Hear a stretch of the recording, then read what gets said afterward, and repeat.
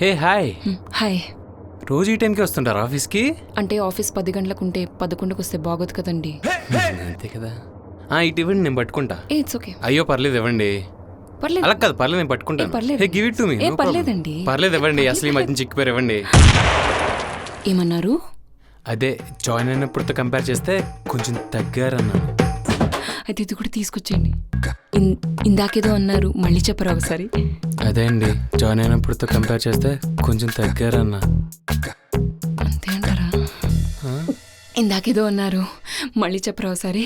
వచ్చినప్పుడుతో compare చేస్తే కొంచెం తగ్గారన్నానండి. Excuse me. వచ్చింది, మళ్ళీ చెప్పాలా? తినేసాక చెప్పచ్చా? తిన్నాక వేరే వాళ్ళకి చెప్దురు కానీ ప్రస్తుతానికి తినక చెప్పండి. షీ గాట్ స్లిమ్ అండి.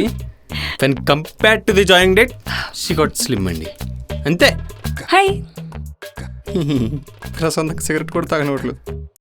ఇంకెవరికి చెప్పాలండి? మా మామ ఆన్లైన్ ఉన్నారు, ఇందాక మీరు చెప్పిన తనకు చెప్పరా ప్లీజ్? మీ అమ్మాయి గారు వచ్చిన నుంచి పోలిస్తే చాలా తగ్గారండి. దూరంగా ఉన్నావు కదమ్మా, అందుకే ఇక్కడ దగ్గరున్న వాళ్ళు చెప్తున్నారు కదా, విను. అభిజ్ఞ గారు, ఎంతమందికి చెప్పాలో చెప్పండి, అందరికి ఒకేసారి వాయిస్ మెసేజ్ పెట్టేస్తాను.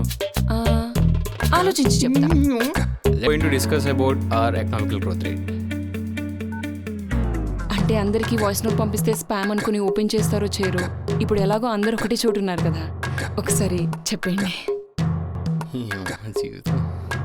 సో శ్రీ అభిజ్ఞ గారు మన కార్యాలయంలో పనిచేస్తున్నప్పటి నుంచి పోలిస్తే చాలానే తగ్గారని చెప్పి అందరికీ మనం చేసుకుంటున్నాను. మీరందరూ ఈ విషయాన్ని నలుగురికి చెప్పి, ఆ నలుగురు ఇంకో నలుగురు చెప్పమని చెప్పి, ఆ నలుగురు ఇంకో నలుగురు చెప్పి, ఆ నలుగురిని అడుక్కుతామనండి.